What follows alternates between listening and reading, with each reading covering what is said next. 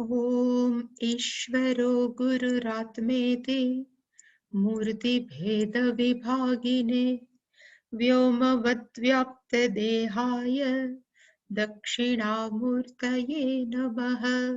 सदाशिवसमारम्भां शङ्कराचार्यमध्यमाम् अस्मदाचार्यपर्यन्तां वन्दे गुरुपरम्पराम्। ॐ सहनाववतु सहनौ भुनक्तु सह वीर्यङ्करवावहै तेजस्विनावधीतमस्तु मा विद्विषावहै। ॐ शान्ति शान्ति शान्तिः। ॐ पार्थाय प्रतिबोधितां भगवता नारायणेन स्वयं व्यासेन ग्रथितां पुराणमुनिना मध्ये महाभारतम् अद्वैतामृतवर्षिणीं भगवतीम् अष्टादशाध्यायिनीम् अम्ब त्वामनुसन्दधामि भगवत् गीते भवद्वेषिणीम्। यं ब्रह्मा वरुणेन्द्ररुद्रमरुतस्तुन्वन्ति दिव्यैस्तवैः वेदैः साङ्गपदक्रमोपनिषदैर्गायन्ति यं सामगाः। ध्यानावस्थिततद्गतेन मनसा पश्यन्ति यं योगिनः यस्यान्तन्न विदुः सुरासुरगणा देवाय तस्मै नमः। सर्वस्वरूपे सर्वेशे सर्वशक्तिसमन्विते भयेभ्यस्त्राहि नो देवी दुर्गे देवी नमोऽस्तुते। रोगान् शेषानपहंसि तुष्टा रुष्टा तु कामान् सकलानभीष्टान् त्वामाश्रितानान्न विपन्नराणां त्वामाश्रिताः यश्रयतां प्रयान्ति। सर्वाबाधा प्रशमनं त्रैलोक्यस्याखिलेश्वरी एवमेव त्वया कार्यम् अस्मद्वैरिविनाशनम्। सर्वस्वरूपे सर्वेशे सर्वशक्तिसमन्विते भयेभ्यस्त्राहि नो देवी दुर्गे देवी नमोऽस्तुते। रोगान् शेषानपहंसि तुष्टा रुष्टा तु कामान् सकलानभीष्टान् त्वामाश्रितान्नान्न विपन्नराणां त्वामाश्रिताः यश्रयतां प्रयान्ति। सर्वाबाधा प्रशमनं त्रैलोक्यस्याखिलेश्वरी एवमेव त्वया कार्यम् अस्मद्वैरिविनाशनम्। सर्वस्वरूपे सर्वेशे सर्वशक्तिसमन्विते भयेभ्यस्त्राहि नो देवी दुर्गे देवी नमोऽस्तुते। रोगान् शेषानपहंसि तुष्टा रुष्टा तु कामान् सकलानभीष्टान् त्वामाश्रितान्नान्न विपन्नराणां त्वामाश्रिताः यश्रयतां प्रयान्ति। सर्वाबाधा प्रशमनं त्रैलोक्यस्याखिलेश्वरी एवमेव त्वया कार्यम् अस्मद्वैरिविनाशनम्।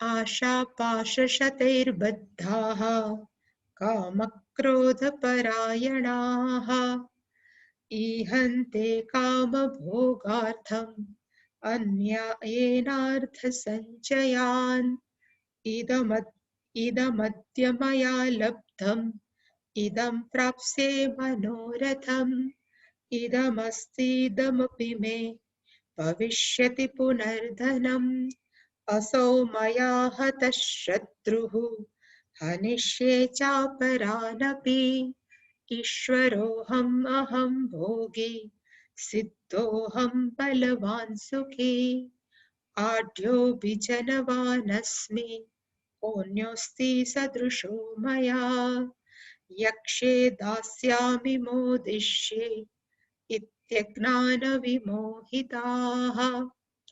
अनेकचित्तविभ्रान्ताः मोहजालसमावृताः प्रसक्ताः कामभोगेषु पतन्ति नरकेषु च.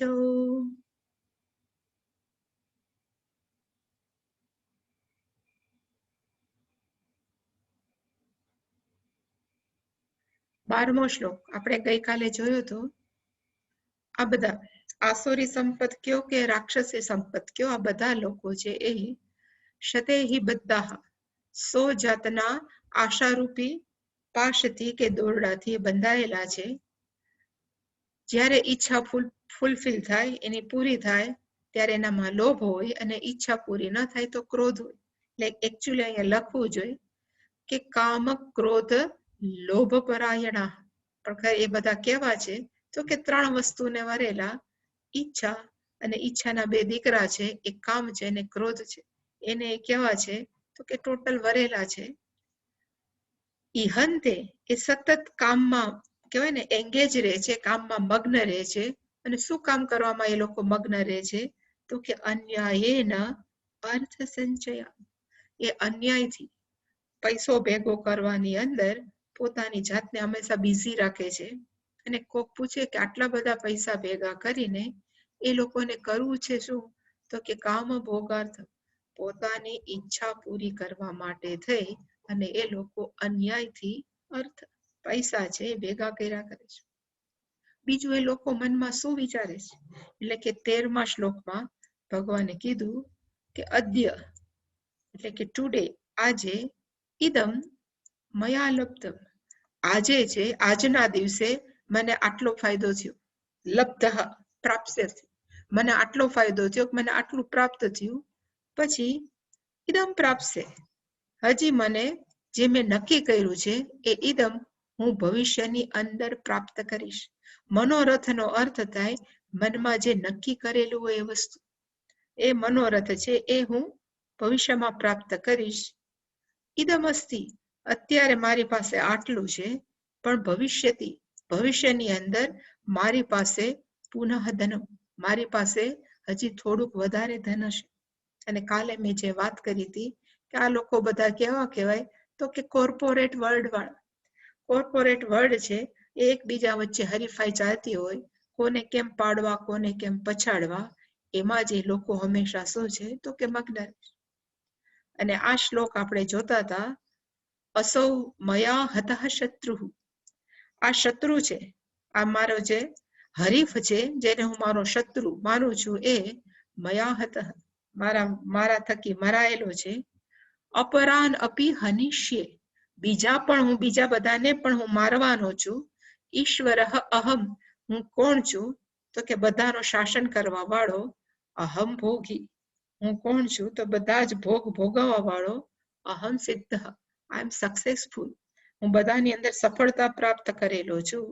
અહમ બલવાન, હું કોણ છું તો કે અત્યંત બળવાન છું અને હું સુખી છું. એ આપણે આજે જોવાનું છે.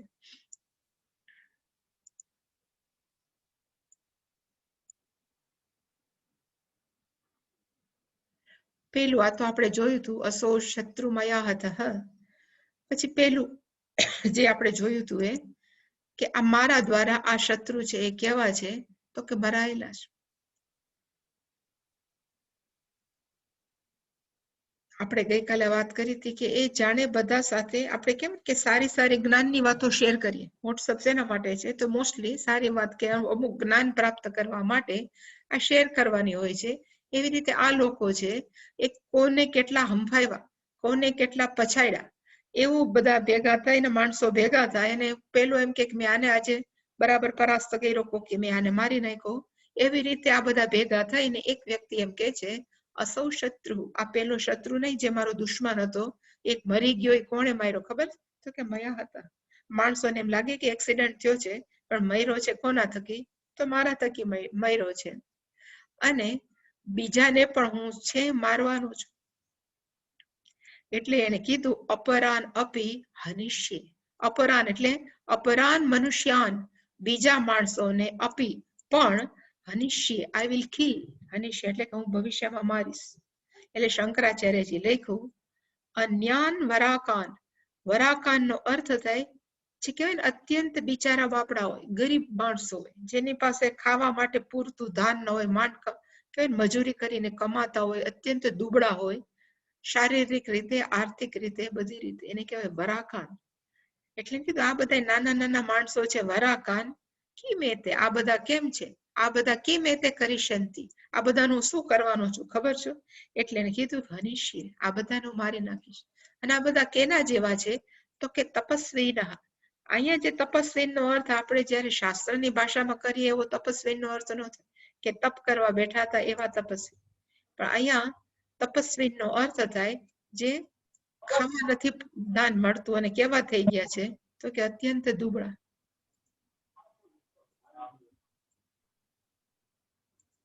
ખાધા પીધા વગરના પતલા થઈ ગયા હોય એવા તપસ્વીના. એ લોકો સર્વથા અપી, એક કેટેગરીની અંદર ન અસ્તિ મત તુલ્ય, આ કોઈ પણ પ્રકારના માણસો મારા જેવા નથી. એ બધાને હવે હું શું કરીશ? તો કે મારી નાખીશ. એટલે અહીંયા તો શંકરાચાર્યજી આટલું જ લખ્યું, પણ એને લખ્યું છે કે સામાન્ય ગરીબ માણસો, કારણ કે જે બહુ પૈસાદાર હોય એને હંફાવવામાં એને તકલીફ પડે, પણ બિચારા ગરીબ માણસો છે એના પાસેથી પૈસા પડાવવામાં, એને ઘરનું ઝૂંપડું બાંધ્યું હોય, આ જમીન મારી છે કરીને કાઢી મૂકવામાં એને જરાય શરમ ન આવે. એટલે એનો અર્થ આવા વરાકાનને હું શું કરીશ? તો કે મારી નાખીશ. અને આવી જ્યારે મેન્ટાલિટી ખાસ કરીને આપણા સમાજમાં હોય ત્યારે એનું પરિણામ શું આવે ખબર છે? ખરેખર ગરીબ હોય વધારે ગરીબ થાય અને પૈસાદાર હોય પૈસાદાર થયા. કારણ કે એ લોકો હંમેશા શું કરે? તો કે એ લોકો ભેગા થઈ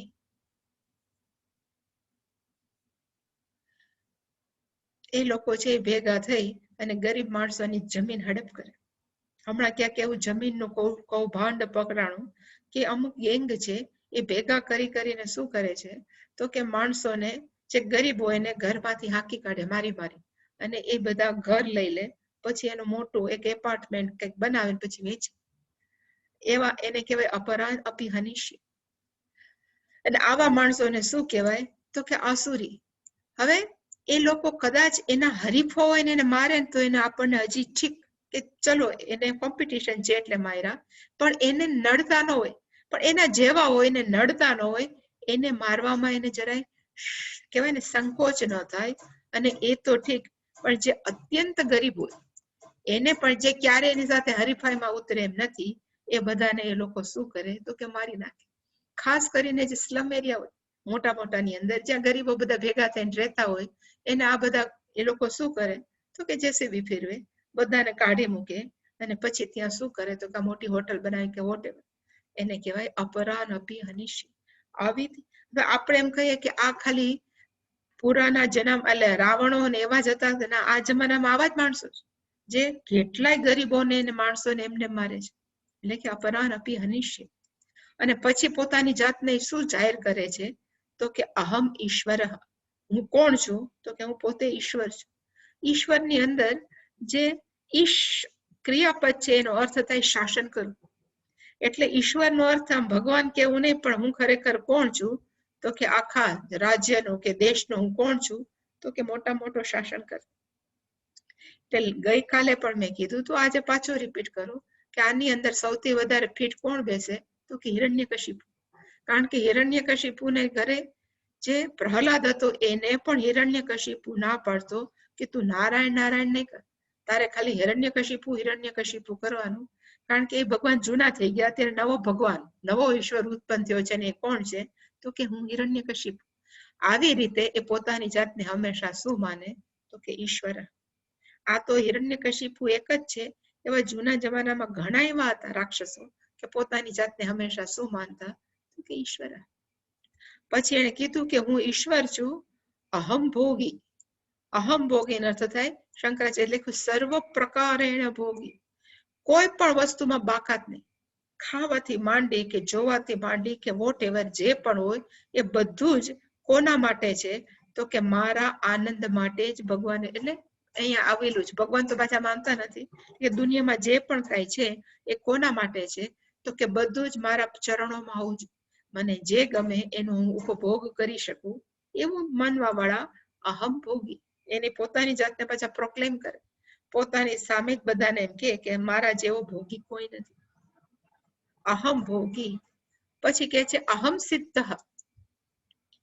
સિદ્ધ નો અર્થ શંકરાચાર્ય લખ્યો કે સિદ્ધ નો અર્થ થાય એમ માને છે કે હું કોણ છું તો કે સંપન્ન. ખાલી પૈસા હોય ને એનાથી જરૂર નથી. પાછું મારે ઘરે કોણ છે તો દીકરાઓ છે, દીકરાના દીકરા છે, નપતૃ નો અર્થ થાય બધા સંબંધીઓ છે. એટલે ઇવન ન કેવલમ માનુષા, મેં આજુબાજુ એવા પણ રેખા કૂતરા છે, બિલાડા છે, જગજતના. અમદાવાદની અંદર એક ઘર હતું જે થલતેજ ની અંદર હતું, હમણાં 2-3 વર્ષ પહેલા જ. એની અંદર એક દાદા દાદી જ રહે, અને લગભગ 10 વીઘાનો પ્લોટ, મોર દેન 10 વીઘા. હવે એની અંદર બધા જ પ્રાણીઓ એને પાળ્યા હતા, બધા જ પક્ષીઓ પાળ્યા હતા. અને જયારે ચા પીવા બેસે ત્યારે બધા જ પોપટ, બધા જેટલા પક્ષીઓ છે ને એના જ બાજુ આંટા મારે. બધી ગાયો રાખી હતી, કૂતરા છે, ઘોડા છે, બધું રાખે. એટલે એ માને કે હું કેવો છું, આવી માનવા વાળા અહમ સિદ્ધ. એની સિદ્ધિનો અર્થ કે મારા ઘરની અંદર ઘર ભર્યું છે, એટલે એનો અર્થ કે હું સિદ્ધ છું. એટલે અહીંયા લખ્યું છે કે માત્ર પૈસા નહીં, પણ હું એવું પણ ફેમિલી ધરાવું છું કે જેની અંદર બધા બાળકો છે. જો ઘરમાં બાળકો જ ન હોય તો પછી આનંદનો શું ફાયદો? એટલે કે બાળકો પણ છે, અને બાળકો છે પ્લસ બીજા શું છે તો કે આજુબાજુના માણસો એવા છે કે મારો પડ્યો બોલજી એવા બધાને, અને જે મારું જી સાહેબ, જી હજુર જેવા હોય એવા બધા જ માણસો મારી આસપાસ છે. એટલે હું કોણ છું તો કે અહમ સિદ્ધ. આપણે ગીતાની અંદર સિદ્ધિની વ્યાખ્યા જુદી કરી હતી, અને આ લોકોની સિદ્ધિની વ્યાખ્યા જુદી છે. ગીતાના 18મા અધ્યાયની અંદર શ્લોક આઈ ડોન્ટ નો, પણ એવું છે સ્વકર્મણા તમ અભ્યર્ચ્યતે સિદ્ધિમ વિંદતિ માનવ. એવો એક શ્લોક છે. ભગવાને કીધું કે સ્વકર્મણામ તમ અભ્યર્ચ્ય, પોતાના કર્મને ભગવાનને અર્પણ કરીને માણસો શું પ્રાપ્ત કરે છે તો કે સિદ્ધિમ વિંદતિ માનવ. માણસો છે સિદ્ધિને પ્રાપ્ત કરે છે, પણ ત્યાં સિદ્ધિનો અર્થ શંકરાચાર્યજી કીધું કે દુનિયામાં છે એ મોટામાં મોટી સિદ્ધિ કઈ? માણસો માને છે કે પાણી ઉપર ચાલવું એ મોટી સિદ્ધિ છે, જમીનથી ઊંચા થઈને પદ્માસનમાં બેસવું એ મોટામાં મોટી સિદ્ધિ છે. પણ સૌથી અઘરામાં અઘરી સિદ્ધિ કઈ છે તો કે આપણા મનથી આપણે સર્વ પ્રકારે ચિત્તને શુદ્ધ કરી શકીએ. એનાથી મોટી સિદ્ધિ એ કઈ નથી. કારણ કે આપણે બીજાને કંટ્રોલ કરી શકીએ છીએ, પણ આપણા મનને કંટ્રોલ કરવું એ આપણા હાથમાં નથી. પણ જેનું મન સર્વ પ્રકારે કહેવાય ચિત્ત શુદ્ધ થઈ ગયું છે, કર્મયોગ આચરીને પોતાના જીવનમાં ઉતારીને, એનાથી વધારે મોટું સિદ્ધિ એ કઈ નથી. એટલે કે 18મા અધ્યાયમાં ભગવાને કીધું કે ખરેખર સિદ્ધિની વ્યાખ્યા કઈ હોવી જોઈએ તો કે સિદ્ધિની વ્યાખ્યા થાય શુદ્ધ અંતઃકરણ. એટલે અહીંયા આ લોકોની આસુરી ને રાક્ષસીને કહેવાય ને માન્યતાની અંદર ડેફિનેશન કઈ છે તો કે જે પોતાને ચારે બાજુથી જે હજુરિયાથી ઘેરાયેલો માને, જે પોતાની ચારે બાજુથી હંમેશા પુત્ર પૌત્રોથી પત્નીથી ઘેરાયેલો માને, એને પોતાની જાતને શું માને તો કે અહમ સિદ્ધ. પછી છે અહમ સુખી. હવે અહમ સુખીનું શંકરાચાર્ય લખ્યું કે અહીંયા કે અહમ સુખીનો અર્થ ખાલી સુખી, પણ પૂજ્ય સ્વામીજીએ એક કહેવાય ને એક નાનો પોઈન્ટ મૂક્યો કે સપોઝ એક માણસ પાસે અઢળક પૈસો છે, એ જ માણસ પાસે કહી શકાય કે આવા બધા જી હજુરિયાની લાઈન છે, પણ એ માણસ ફિઝિકલી હેન્ડીકેપ હોય તો, એની ફિઝિકલી ચેલેન્જ હોય તો પૈસાનું શું કામ? આજુબાજુ ફેમિલી હોય તો એનું શું કામ? એટલે કે અહીંયા અહમ સુખી એનો અર્થ કીધો કે જો માણસ પાસે બધું હોય પણ ફિઝિકલી અનફિટ હોય, સપોઝ કોઈ છે કોઈના પગ ન હોય, આપણે ઘણું સાંભળ્યું, કોઈને આંખ નથી, કોઈને પગ નથી, કોઈ ડેફ ને ડમ છે, કોઈ મૂંગા બેરા છે. હવે આ લોકો પાસે અઢળક પૈસો હોય તો એ પૈસાનું શું કરવું? બ્લાઇન્ડ હોય તો, આંધળો હોય તો, બોલી ના શકે તો એ માણસો શું કરવું? એટલે કે સુખીનો અર્થ છે કે એની 5 કે 5+5 10 જ્ઞાનેન્દ્રિયો છે, એ કહેવાય ને ફિટ છે, એટલે કે બધી રીતે સારી છે, પ્લસ ફિઝિકલી પણ એને કઈ પ્રોબ્લેમ નથી, અને ઇવન ફિઝિયોલોજીકલી પ્રોબ્લેમ નથી. નહીતર આપણે ફિઝિકલી ફિટ હોય અને કોક એમ કે તમારી અંદર કેન્સર છે, કોક એમ કે તમારી અંદર કા કેન્સર છે, કા તમારા જઠરની અંદર ચાંદુ પડ્યું છે, તમારે આ ન ખવાય, આ ન ખવાય. એટલે કે આંતરિક રીતે પણ ફિઝિયોલોજીકલ સિસ્ટમ આપણે કહેવાય શ્વસન તંત્ર, એ બધા તંત્ર બરાબર ન ચાલતા હોય તો ગમે એટલો પૈસો, ગમે એટલું ફેમિલી કે પરિવાર છે એ શું કામ?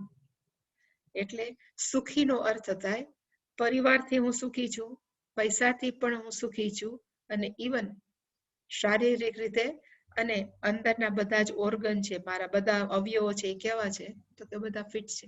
એને અહીંયા શું લખ્યું છે? તો કે સુખી. એ દ્રષ્ટિએ હું કેવો છું? તો કે સુખી.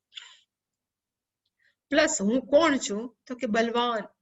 હવે બળવાનનો અર્થ શું કર્યો છે? અહીંયા નીચે લખ્યો છે, એના પહેલા એક જગ્યાએ એવું લખ્યું કે જે માણસો ખોટી રીતે બહુ પૈસા કમાતો, ખોટી રીતે જાત જાતના જમીન ને બધું ભેગું કરતો હોય, એને ખબર જ છે કે ભવિષ્યની અંદર મને તકલીફ થશે, એટલે પછી મોટા મોટા વકીલોને, મોટા મોટા કહેવાય ને જજને એ પોતાના કોન્ટેક્ટમાં રાખે, જેથી જ્યારે એના ઉપર ક્યાંય પણ કોર્ટમાં કેસ થાય કે ત્યારે એ બધાને પૈસા આપીને એ જીતી શકે.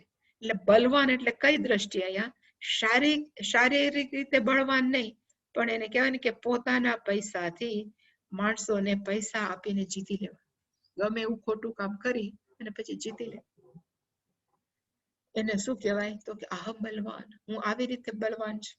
અને શંકરાચાર્યજીએ એનામાં લખ્યું પેલામાં કે ખરેખર બળવાનનો અર્થ શું થાય? તો કે પોતે જ માને છે કે મારા જેવો શ્રેષ્ઠ માણસ આ દુનિયામાં નથી. એટલે કે અહમ બલવાન સુખી ચ અહમ અન્ય, બીજા બધા મારા સિવાયના જેટલા પણ માણસો આ દુનિયા ઉપર છે એ બધા કેવા છે? તો કે ભૂમિ ભારાય અવતીર્ણા, ભૂમિના ભારને વધારવા માટે જ આવ્યા છે. એક હું જેવો છું સારો છું.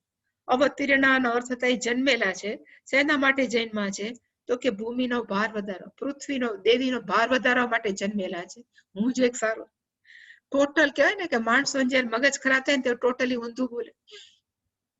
એવું કહેવાય છે કે જયારે રાવણ બહુ ખોટું કરતો હતો, કે પછી આ કંસ છે બહુ ખોટું કરતો હોય, ત્યારે બધા જ દેવતાઓ ભગવાન વિષ્ણુ પાસે જઈને એમ કે હવે પૃથ્વી દેવી કંટાળી ગયા છે, પૃથ્વી દેવીને એમ લાગે છે કે આ અસુરોથી હું વજન એનું ઝીલી નથી શકતી, એટલે ભગવાનને કયો અવતરે. અને આ એમ બોલે છે કે હું એક સારો છું, બીજા બધા ભૂમિનો ભાર વધારવા આવે. એટલે કે ટોટલ ઓપોઝિટ થિંકિંગ આ બધા માણસો. અવતીર્ણા પછી એમ કે છે આઢ્ય અભિજનવાન અસ્મિ કહ અન્યઃ અસ્તિ સદૃશો મયા યક્ષે દાસ્યામિ મોદિષ્યે ઇતિ અજ્ઞાન વિમોહિતા. આઢ્યનો અર્થ વધારે એ જ થાય પૈસાદાર. ખરેખર પૈસાદારનો અર્થ અહીંયા એમ થાય ગર્ભ શ્રીમંત. ટાટાનું ફેમિલી છે ને અત્યારે જે, એને ગર્ભ શ્રીમંત કહેવાય. અંબાણી ફેમિલી ગર્ભ શ્રીમંત ન કહેવાય. ગર્ભ શ્રીમંત અર્થ થાય અમુક પેઢીઓથી જેના ઘરની અંદર પૈસો હોય એને કહેવાય ગર્ભ શ્રીમંત. એટલે પોતાની જાતને આ ભાઈ કે આસુરી વૃત્તિ વાળા શું માને છે? અહમ આઢ્ય, હું ગર્ભ શ્રીમંત છું. અભિજનવાન અસ્મિ, એનો પણ અર્થ એ જ થાય સારામાં સારા બુદ્ધિશાળી કુળની અંદર હું જન્મેલું છું. અભિજનવાન અસ્મિ કો અન્યઃ અસ્તિ મયા સદૃશ. મારા જેવો બીજો કોણ હોય? કહ સદૃશ, હુ વિલ બી લાઈક મી. સદૃશ એટલે મારા જેવો બીજું કોણ હોઈ શકે, કારણ કે હું જ સર્વશ્રેષ્ઠ છું. અને પછી જાહેર કર્યું, યક્ષે દાસ્યામી મોદિષ્ય. યક્ષે નો અર્થ થાય હું યજ્ઞો કરીશ. દાસ્યામી નો અર્થ થાય હું દાન આપીશ. મોદિષ્ય નો અર્થ પાછું એ જ કે હું શું કરીશ, તો કે જલસા કરીશ. ઇતિ અજ્ઞાન વિમોહિતા. આ જે ઇતિ આવે ને જ્યારે પણ, ત્યારે માનવું કે આ જે પેલાના વાક્યો છે કેમાં છે, તો કે ઇન્વર્ટેડ કોમા. આપણે એમ ન કહીએ, શું કહેવાય, અવતરણ ચિહ્ન ગુજરાતીમાં ઇન્વર્ટેડ કોમા. એટલે ઇન્વર્ટેડ કોમા તો એ જમાનામાં કે સંસ્કૃતમાં તો એક ફૂલ સ્ટોપ ને કાંઈ નહોતું. આપણે જ બધું ફૂલ સ્ટોપ ને બધું મૂકીએ છીએ. પણ જ્યારે કોક બોલે છે એવું બતાવવું હોય ત્યારે શું આવે, તો એ બોલીને પછી એમ કે ઇતિ. ઇતિ એટલે કે અજ્ઞાન વિમોહિતા વદંતી. એ બોલે છે, શું બોલે છે, તો કે આ અંડર કહેવાય ને ઇન્વર્ટેડ કોમા, અવતરણ ચિહ્ન ની અંદર જે છે એ બધું ઓલા બધા બોલે છે.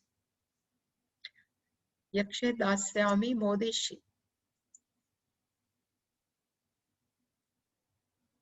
પહેલો શબ્દ છે આઢ્ય.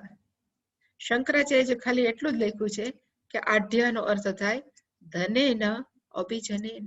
વધારે અહીંયા પૈસાદાર માણસોને જ એમ કહેવાય ને કે સુખી છે. એટલે જ્યારે પણ આઢ્ય આવે પૈસા સિવાય બીજી કઈ વાત જ નથી. એટલે અને અત્યારે આપણે ખરેખર જોવા જાય તો મોટા ભાગના માણસોની થિયરી કેવી થઈ, કોઈ પણ સામાન્ય મનુષ્યની અંદર કે પૈસો જ પરમેશ્વર છે માણસોને. અને જેની આવી મેન્ટાલિટી હોય એ લગભગ બધા કેવા છે, પૈસો પરમેશ્વર છે ને પૈસા પ્રાપ્ત કરવા માટે ગમે એટલું ખોટું કરવામાં પણ જેને શરમ નથી આવતી, એવા માણસોને કહેવાય આસુરી સંપત્તિ. અને ફરીવાર કે પૈસો પરમેશ્વર છે એ પ્રાપ્ત કરવામાં, કોઈની હત્યા કરવામાં પણ જેને શરમ નથી આવતી, એને શું કહેવાય, તો કે રાક્ષસી સંપત્તિ. એટલે જ્યારે પણ અહીંયા આઢ્ય અભિજન, ત્યાં બધાની અંદર આઢ્ય એટલે કે ગર્ભ શ્રીમંત કેમ થયા, તો કે હું કેટલા ખાનદાન થી પૈસાદાર છું, કે ને મારી દર પેઢી કેવી છે, તો કે પૈસા.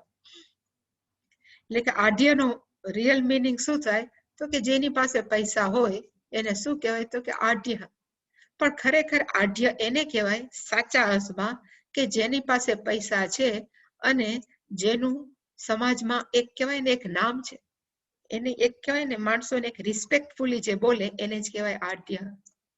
એટલે જ મેં કીધું કે ટાટા, રતન ટાટા છે અત્યારે આઢ્ય કહેવાય, કારણ કે એને જેટલા કહેવાય ને માણસાઈના કાર્યો કર્યા છે એવી દુનિયામાં કોઈ કર્યા નથી. એવા ઘણી વ્યક્તિઓ છે કે જ્યારે પેલું હોટલ ઉપર એના હુમલો થયો હતો, એના માણસોને એને જે સાચવા છે એને શું કહેવાય, અને પછી એને કહેવાય કે એને જે કામ કર્યા છે એ કહેવા છે હંમેશા આપણને એના પર રિસ્પેક્ટ થાય. પ્રેઝ વર્ધી જે કાર્ય કરે પૈસાદાર હોય એને કહેવાય આઢ્ય. ઇવન અત્યારે જ્યારે કોવિડ માં માણસો બધા બિચારા બહુ દુઃખી થાય છે, અને શરૂઆતની અંદર એ બધા ડોક્ટર્સ, નર્સ, એને બધાને જ્યારે, એટલે ઇવન જે ત્યાં સફાઈ કામદાર છે એને જ્યારે COVID-19 પોઝિટિવ આવતું બોમ્બેમાં કે કોઈ પણ સારા મોટા સિટીમાં, ત્યારે રતન ટાટા એવું કીધું કે મારી હોસ્પિટલ એટલે મારી જે 5 સ્ટાર હોટલ છે હું આ બધાને રહેવા આપીશ.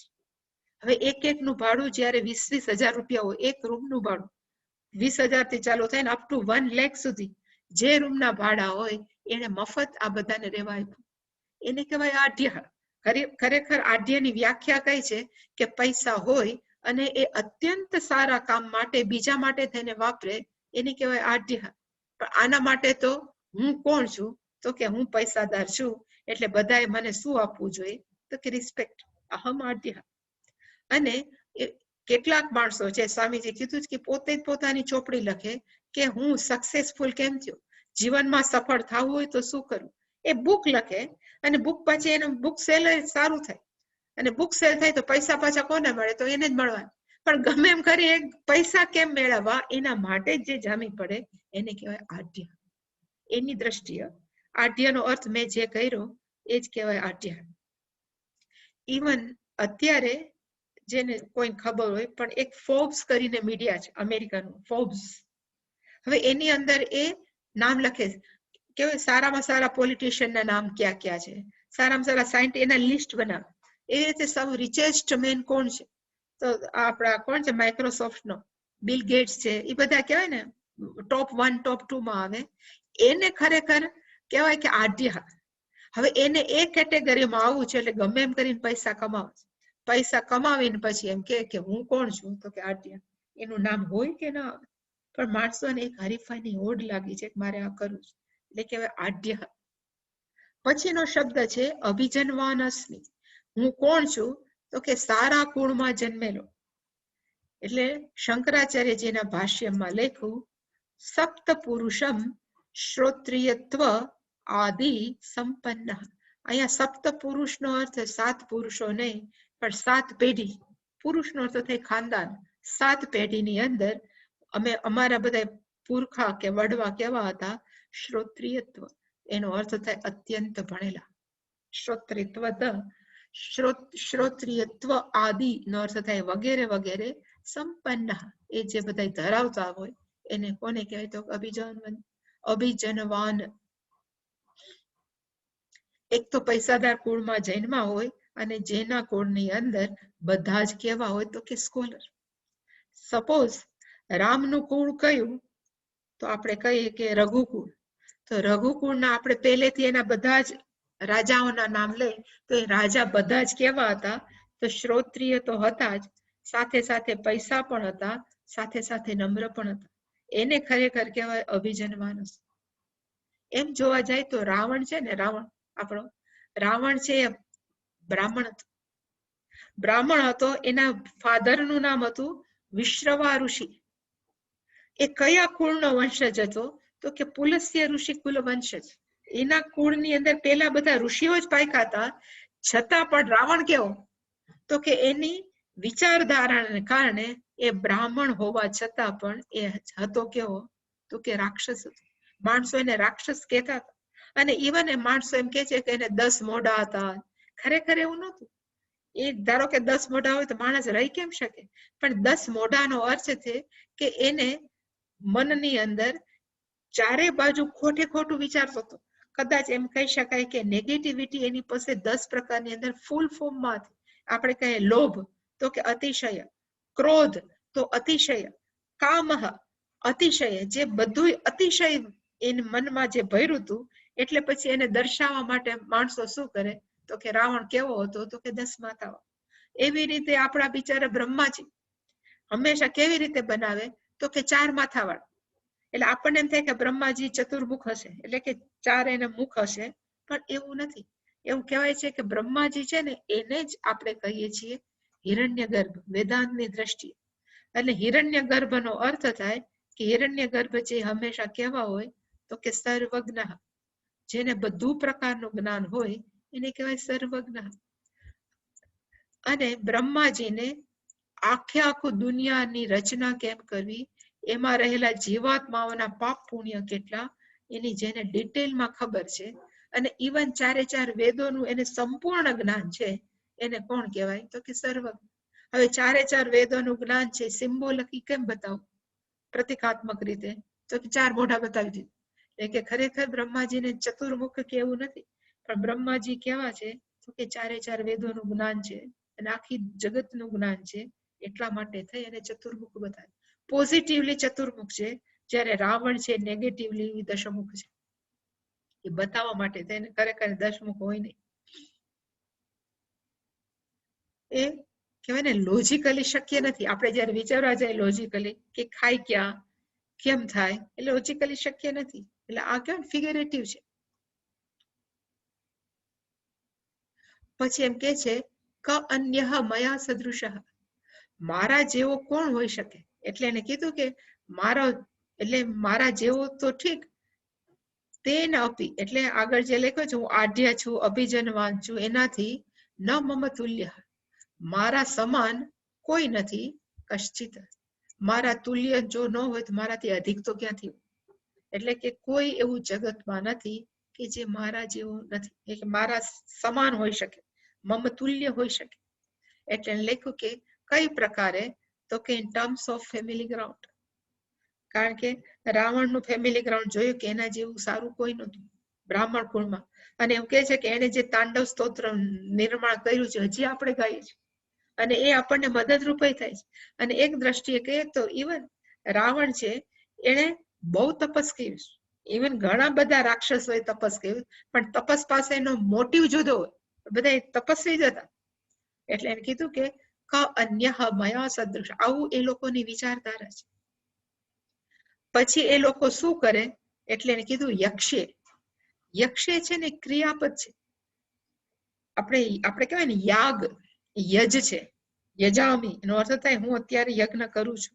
એટલે ભવિષ્યમાં જયારે યજ્ઞ કરવો હોય એને કહેવાય યક્ષે, કે ભવિષ્યની અંદર હું શું કરીશ? તો કે યજ્ઞો કરીશ. એટલે કોક એમ પૂછે કે યજ્ઞો શેના માટે?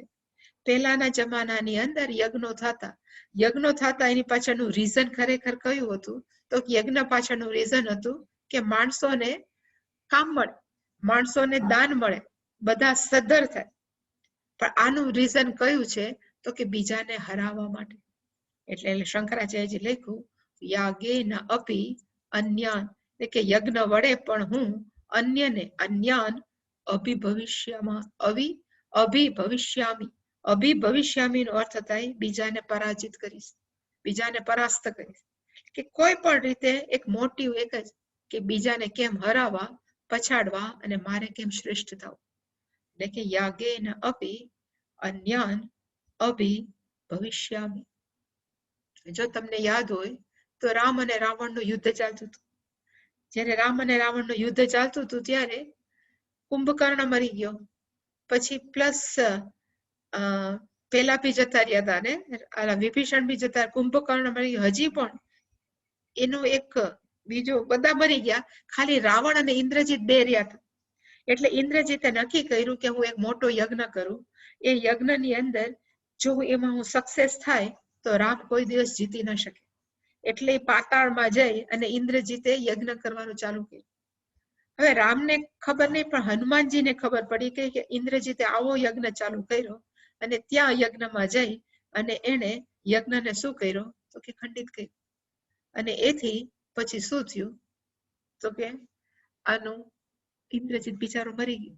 એટલે કે કોઈ પણ ઇવન આપણા દક્ષ પ્રજાપતિએ યજ્ઞ કર્યો હતો, એને કહેવાય યક્ષે.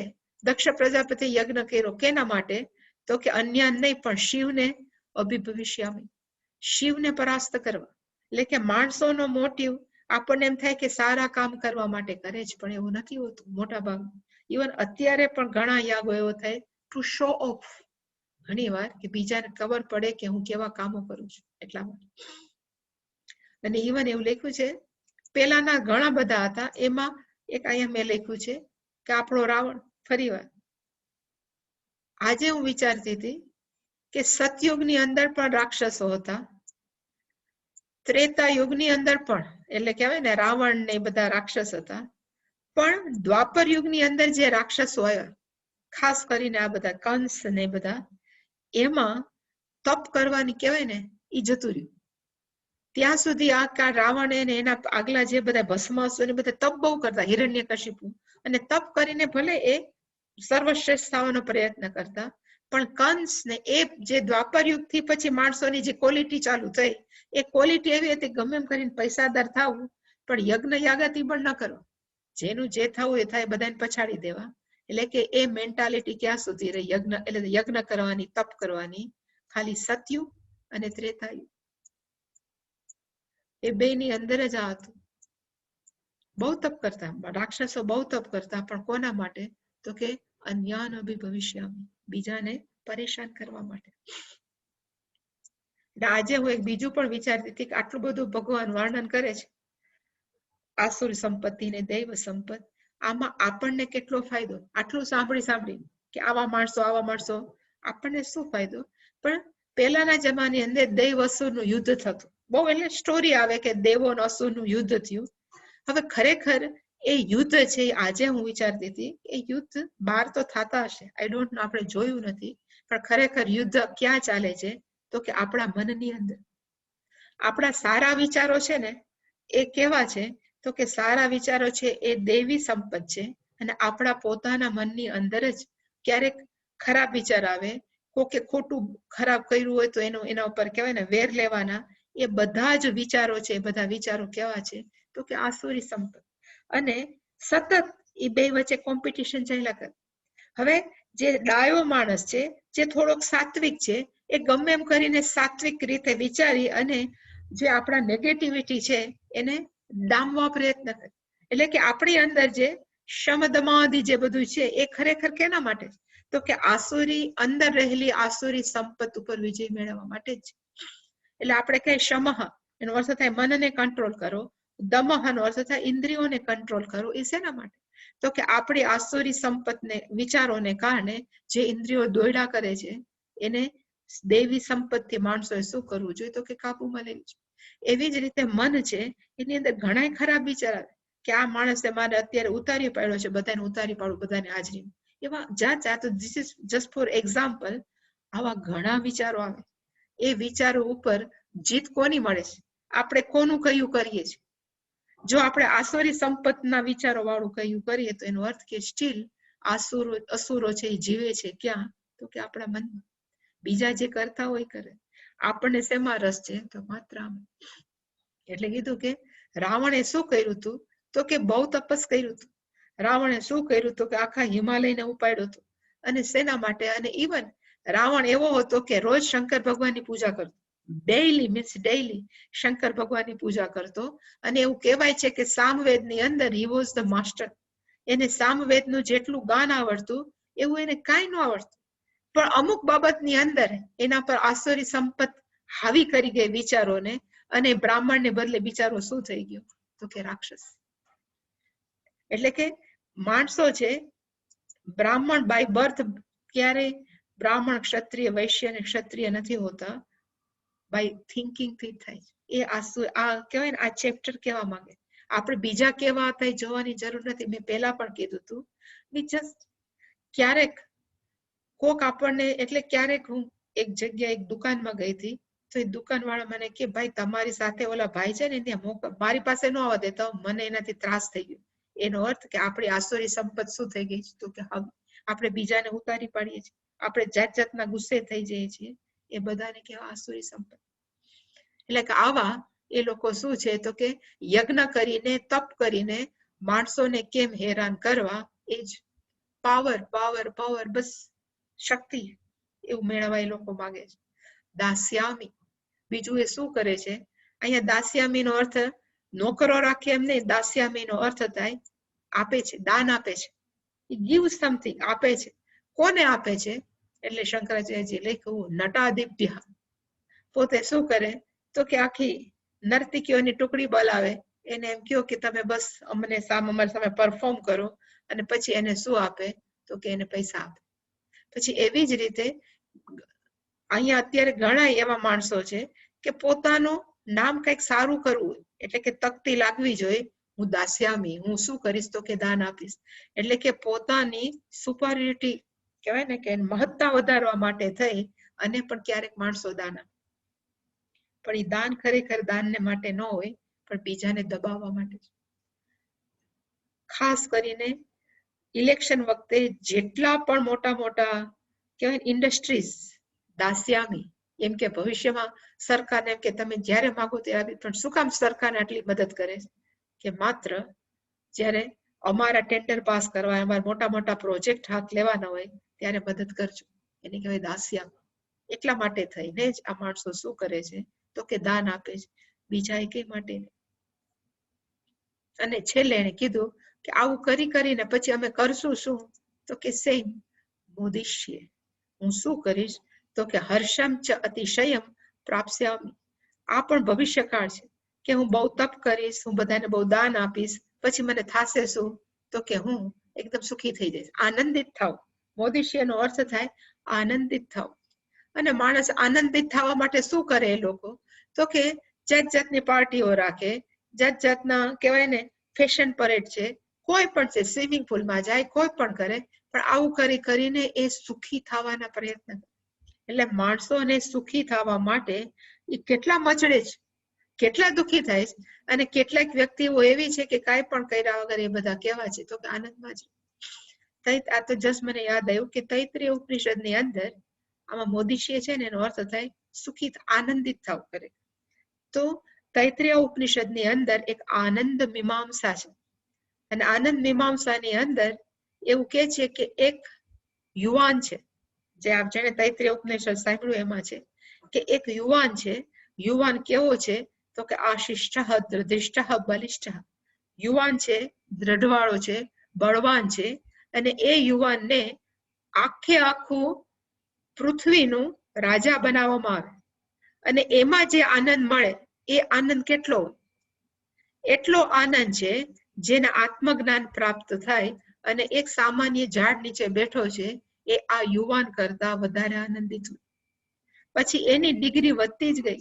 યુવાન કરતા 1000 ગણો આનંદ છે એ કહેવાય ને કે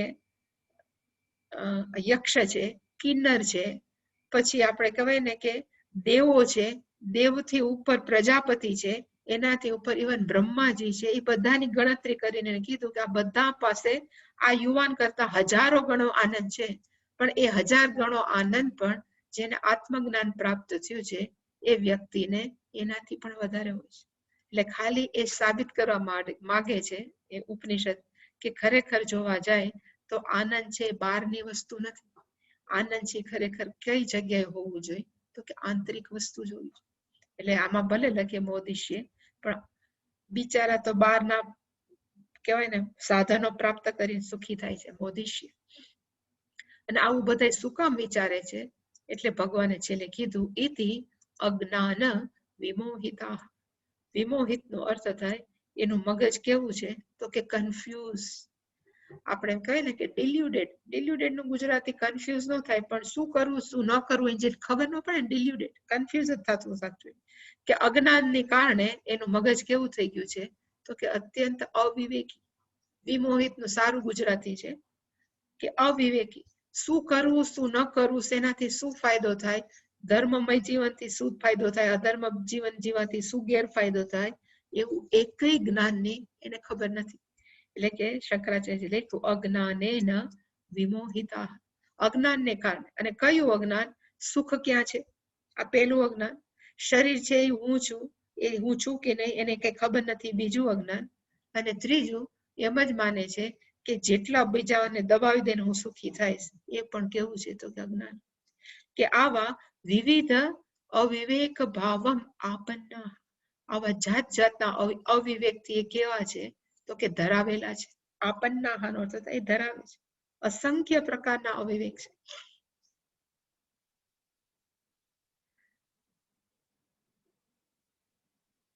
અને આ વિમોહિત થવાનું કારણ શું છે તો કે એક જ ખોટા મૂલ્યોને એને મહત્વ આપ્યું.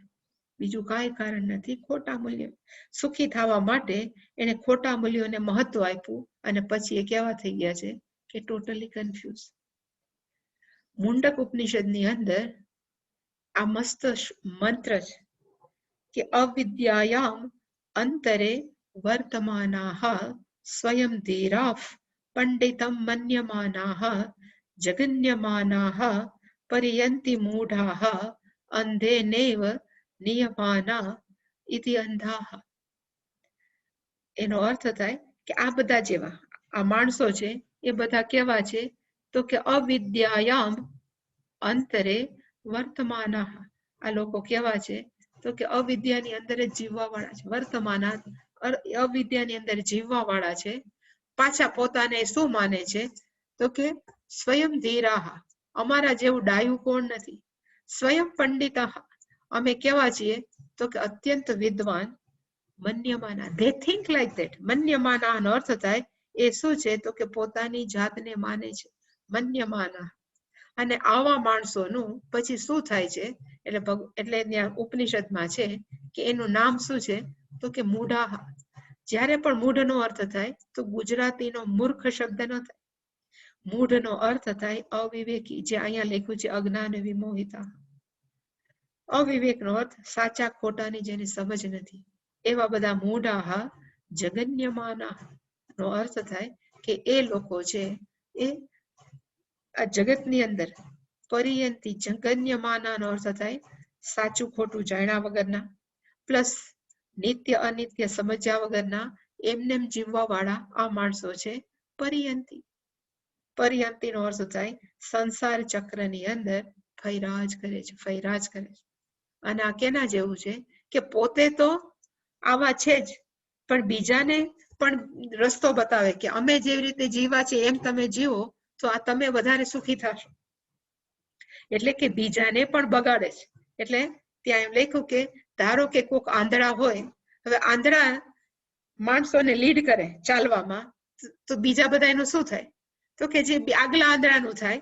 એટલે કે અંધેન એવ અંધાહા નિયમાન. હવે આગળ ખાડો આવે તો પેલો આંધળો પડે તો બીજા બધા આંધળા પડે.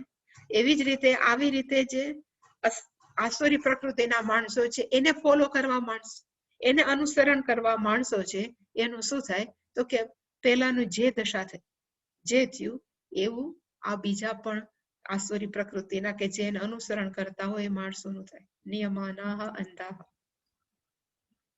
પછી છેલ્લે આઈ થિંક હવે ભગવાન આમાં અત્યારે તો લખ્યું છે, પણ છેલ્લે ભગવાન એમ કહેશે કે એ લોકોનું શું થશે?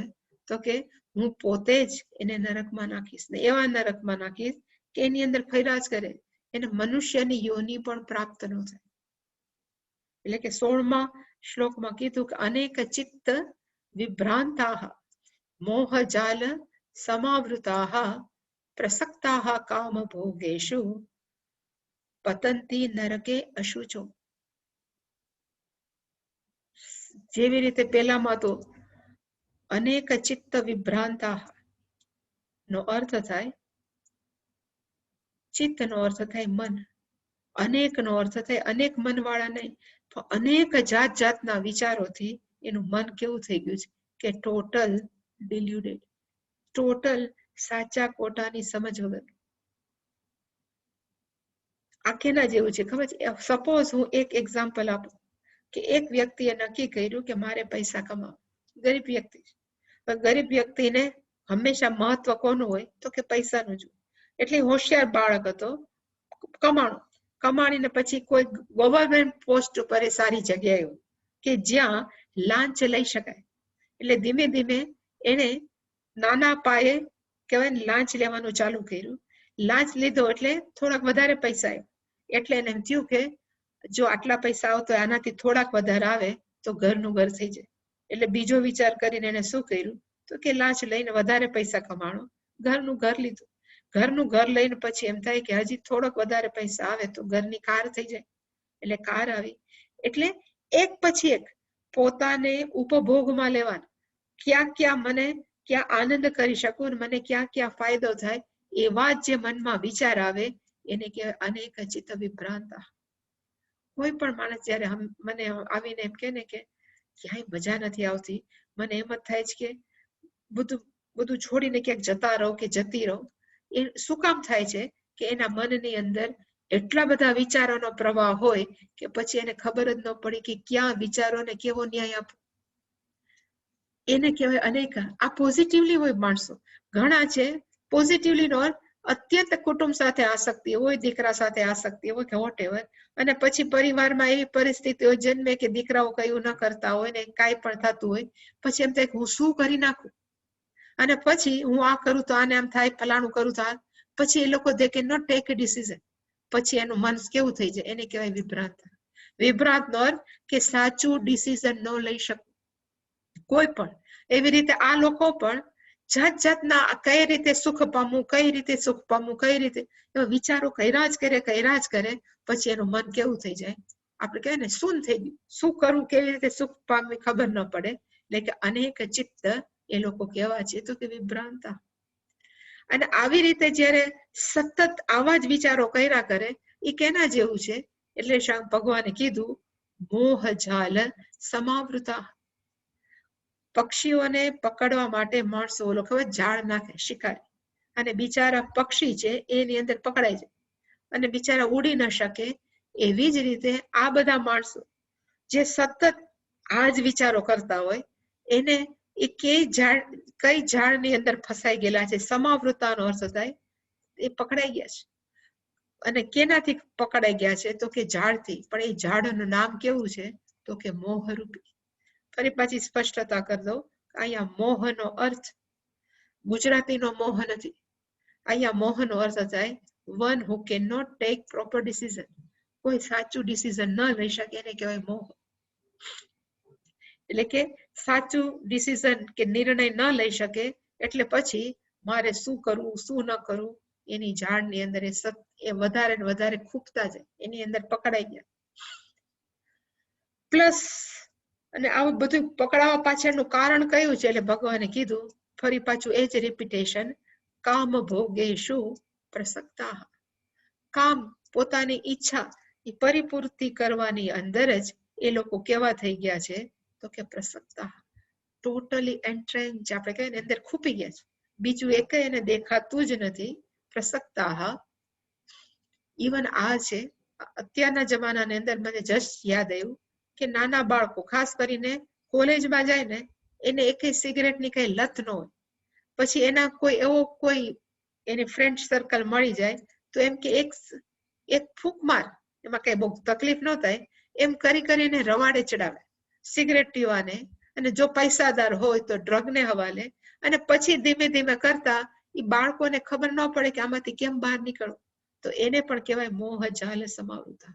એવા કેટલાય છે એને ખબર ન પડે કે આમાં શું કરવું. અને ભગવાન કે છે આ લોકો કેવા થઈ જાય તો કામ ભોગેશુ પ્રસક્તા, જાત જાતના જલસા કરવાની અંદર એ ટોટલ ખૂપી ગયા છે, પ્રસક્તા. હવે એનું થાય શું? ધીમે ધીમે ભગવાન આપણને એ તરફ લીડ કરે છે કે આવા વ્યક્તિઓ છે એનું થશે શું? એટલે ભગવાને કીધું અશુચૌ નરકે પતંતી. અશુચૌ નો અર્થ થાય જ્યાં પવિત્રતા નથી એવા નરકની અંદર એ પતંતી. એટલે માણસોને કદાચ હશે, હું એમ નથી કહેતી કે નરક હોય કે ન હોય, પણ હું હંમેશા એમ કહું છું કે સ્વર્ગ પણ આયા છે, નર્ક પણ આયા છે. તો નર્ક કોને કેવું? તો કે કેટલા એવા માણસોને આપણે જોઈએ છીએ, આપણને એમ થાય કે આવી જિંદગી શું કામ જીવે છે. અમારી આસપાસ છે મધ્યપ્રદેશથી કમાવા બિચારા મજૂર આવે, એને લોકો બધા અહીંયા વાંગા જ કે. હવે વાંગા ને હિન્દી બોલતા ન આવડે, સારી હિન્દી નો આવડે, એની પાસે જયારે કામ કરાવતા હોય ત્યારે આપણને એમ થાય કે આને બુદ્ધિ લેવલ જ નથી. કહેવાય ને કે બુદ્ધિ આપણે એને કેમ ખબર, એને કામ કેમ ચીંધવું એ ખબર નથી. હવે એના ઘરની અંદર 5-5, 6-6 બાળકો હોય. હવે મને એમ થાય કે આ બધા 5-6 બાળકો છે એ જૈનમાં છે શેના માટે? બીજું વાંગા થવા, મજૂર થવા જૈનમાં, કારણ કે એને બીજા માટે એ કઈ ચોઈસ જ નથી, કારણ કે એને ભણી શકે એવી બુદ્ધિ જ નથી. એવા પ્રકારની લાઈફને મારી દ્રષ્ટિએ કહેવાય કે અશુચૌ નરકે. એના માટે આ ખરેખર આ કેવું છે તો એક નરક જ છે. અને નરક કેવું છે તો કે અશુચૌ. એટલે એમ લખ્યું કે નરકનો અર્થ થાય કે જ્યાં બહુ તકલીફો હોય, ગરીબ માણસોના ઘરે, અને ખાસ કરીને આવા માણસો ઘરે અત્યંત કહેવાય ને તકલીફ હોય, પેઇન હોય, એની અંદર આ માણસો શું કરે છે તો કે પતંતી. એ માણસો છે આવા આસુરી અને રાક્ષસી સંપત્તિ વાળા માણસોનું શું થાય છે? એની અંદર પતંતી. પણ એની ડિટેલ આપણે સોમવારે જોશું. Any question? આમાં શું પૂછવું? આમ તો નો ક્વેશ્ચન. કઈ પૂછવું? હરિઓમ નીતાબેન, મજામાં? હરિઓમ માં પ્રણામ. હરિઓમ. સારું લાગ્યું? બેસતા રહેજો, મજા આવશે તમને. ચોક્કસ માં આજે ખ્યાલ આવી ગયો. હવે અત્યાર સુધી આઈડિયા નહોતો કેવી રીતે પેલું જોઈન થવાનું. ઓકે, હવે થાજો, મજા આવશે. You will enjoy. હા, ચાલો. ઓમ પૂર્ણમદઃ પૂર્ણમિદં પૂર્ણાત પૂર્ણમુદચ્યતે પૂર્ણસ્ય પૂર્ણમાદાય પૂર્ણમેવાવશિષ્યતે. ઓમ શાંતિ શાંતિ શાંતિ. હરિ ઓમ શ્રી ગુરુભ્યો નમઃ. હરિ ઓમ.